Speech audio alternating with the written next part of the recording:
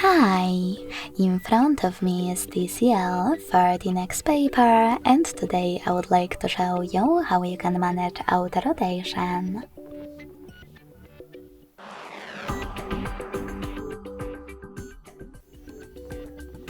First of all, go into Tab menu and look for Auto Rotate shortcut.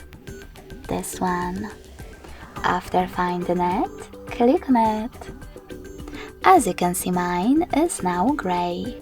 That means that auto rotation is disabled, but you can always enable it by hitting the same tile again. You can always go into Devices settings instead. Scroll down just a bit and tap on Display.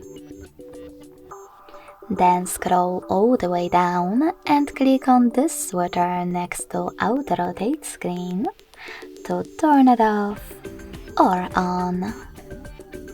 Thanks so much for watching. If you enjoyed this video, leave a like, comment and subscribe. Bye!